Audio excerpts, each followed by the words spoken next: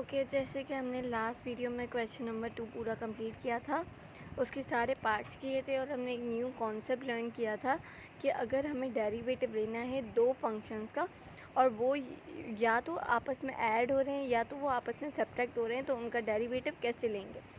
तो फिर आप डेरिवेटिव पहले फर्स्ट फंक्शन का लेंगे, फिर आप डेरिवेटिव सेकंड फंक्शन का लेंगे। बीच में दोनों के साइन वो आएगी जो दोनों फंक्शंस के बीच में ऑलरेडी एग्जिस्ट करती थी। ठीक है, तो आज हम करने वाले हैं स्टार्ट क्वेश्चन नंबर 3, जो कि बहुत अच्छा है और ये कॉन्सेप्ट हम पहले से ही लर्न कर चुके हैं। ऐसे समझ लें हमारे रिवीजन के लिए ये कॉन्सेप्ट है, राइट। तो हमारा जो क्वेश्चन नंबर 3 का फर्स्ट पार्ट हमें दिख रहा है वो क्या है, वो हमारे पास बोलता है कि 2ax³ minus x square upon b plus का 6। 2ax³ हमें पहले क्वेश्चन लिखना पड़ेगा। Question number 3, 2ax³। थोड़ा सा लैग हो रहा है।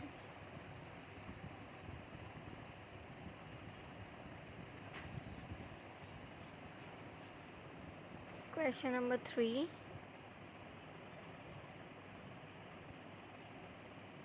पार्ट नंबर 1, 2ax³ माइनस का x square upon b plus का 6। दोबारा से एक बार चेक कर लेते हैं कि यही है हमारे पास 2x³ माइनस का एक्स स्क्वायर अपॉन बी और प्लस का 6।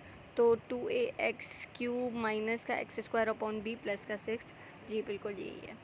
अब हम इसको हमें लेना है इसका डेरिवेटिव। ओके, तो d/dx जो कि डेरिवेटिव का सिंबल है, किसका लेना है, इस पूरे फंक्शन का लेना है, राइट। तो 2ax³ माइनस का x square upon b plus का 6, हमें इसका पूरे का डेरिवेटिव लेना है।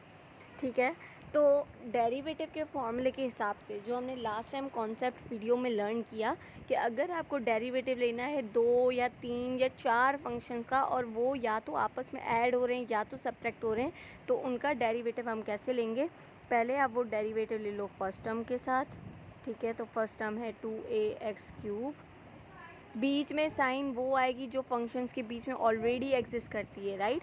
तो माइनस का, फिर हमें डेरिवेटिव लेना है दूसरे फंक्शन का। ठीक है, तो दूसरा फंक्शन है एक्स स्क्वायर अपॉन बी और बीच में दोबारा साइन वो आ जाएगी जो दो फंक्शंस के बीच में ऑलरेडी एग्जिस्ट करती है, जो कि अभी प्लस की है, तो प्लस का आ गया। और डेरिवेटिव हमें लेना है अगेन किसका, 6 का। ठीक है, तो ये हमारे पास फॉर्मूला है, इस फॉर्मूले से हम सॉल्व करेंगे। अब देखें यहाँ पर कोएफिशिएंट है हमारे पास 2a, तो 2a को फेंक दो बाहर। फिर हमें डेरिवेटिव लेना है d/dx x³ का। ठीक है, क्योंकि x³ बचा, 2a बाहर चला गया जो कि कोएफिशिएंट था। अब हमें डेरिवेटिव लेना है एक्स स्क्वायर अपॉन बी का और 1/b यहाँ पे कोएफिशिएंट है, तो 1/b हमारे पास यहाँ पर बाहर फेंक दिया और d/dx आ गया। किसका डेरिवेटिव लेना है, एक्स स्क्वायर का लेना है। प्लस अगर आप देखो कि मैंने आप लोगों को एक प्रॉपर्टी पढ़ाई थी कि derivative of any constant term is equal to 0। Derivative यहाँ पे मैं लिख भी लेती हूँ, डेरिवेटिव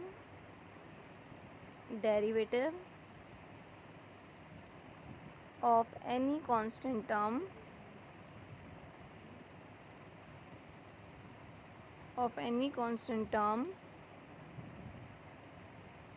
इज़ इक्वल टू 0। तो यहाँ पर 6 हमारे पास कांस्टेंट टर्म है, इस वजह से इसका डेरिवेटिव तो वैसे ही हमारे पास 0 हो गया। अब इसका डेरिवेटिव कैसे लेंगे, 2a। अब हमें डेरिवेटिव लेना है उसका जिसके ऊपर पावर है, तो पावर को फेंक दो बाहर। बेस आ गई, बेस के ऊपर पावर -1 मतलब 3 - 1 2 आ गया। और डेरिवेटिव ले लो अब बेस का, बेस यहाँ पे x है और ये वेरिएबल यहाँ पर x है, तो ये दोनों आपस में 1 हो जाएंगे, तो लिखने की कोई ज़रूरत नहीं है, राइट। फिर हमारे पास यहाँ पर आ गया 1/b। यहाँ पे डेरिवेटिव इसका कैसे लेंगे, 2 बाहर फेंक देंगे, x पावर -1, 2 - 1 इज़ 1, तो ये ऐसे आ गया। ठीक है, अब हम इसको मल्टीप्लाई कर लेंगे। 3 से क्या होता है, 6 होता है। ax² आ गया। ठीक है, माइनस का 2x/b आ गया। तो ये हमारे पास क्या आ गया, ये हमारे पास आंसर आ गया। ये हमारे पास आंसर आ गया। इजी था, कोई रॉकेट साइंस नहीं थी, वो ही सेम कॉन्सेप्ट हमने अप्लाई किया, राइट। अब हम करने जा रहे हैं क्वेश्चन नंबर 3 का पार्ट नंबर 2 सॉल्व। तो पार्ट नंबर 2 में हमसे ये क्या पूछते हैं, हमसे पूछते हैं x³ माइनस 3/7 x की पावर 7/3 माइनस 3/7 x की पावर 7/3। तो लिख लेते हैं हम लोग यहाँ पर क्वेश्चन। सेकंड पार्ट है हमारा ये, राइट। दोबारा में देखना पड़ेगा, मैं एक मिनट देख के आती हूँ। x³ माइनस 3/7 x की पावर 7/3, ये हमारे पास है क्वेश्चन। अब हमें लेना है डेरिवेटिव इसका, ठीक है। तो डेरिवेटिव पहले तो आप अप्लाई कर लो, d/dx किसका, इस पूरे का, x³ का माइनस 3/7 x की पावर 7/3 का। अब आपको डेरिवेटिव बहुत इजी लग रहा होगा, राइट। तो इजी है नहीं, बहुत ज़्यादा डिफ़िकल्ट है, लेकिन इजी बना दिया गया है इसको आपके लिए, ठीक है। तो अब डेरिवेटिव कैसे लेंगे, अगर दो फंक्शंस ऐड हो रहे हैं या सब्ट्रैक्ट हो रहे हैं। पहले आप डेरिवेटिव ले लो फर्स्ट टर्म का, जो कि फर्स्ट टर्म हमारे पास है x³। फिर दोनों के बीच में साइन वो आएगी जो दोनों फंक्शंस के बीच में पहले ही एग्जिस्ट करती है। फिर आप डेरिवेटिव ले लो दूसरी टर्म का, जो कि यहाँ पर है 3/7 x की पावर 7/3, ठीक है। तो अब डेरिवेटिव लेना है उस टर्म का जिसके ऊपर पावर आ रही है, तो पावर को फेंक दो बाहर।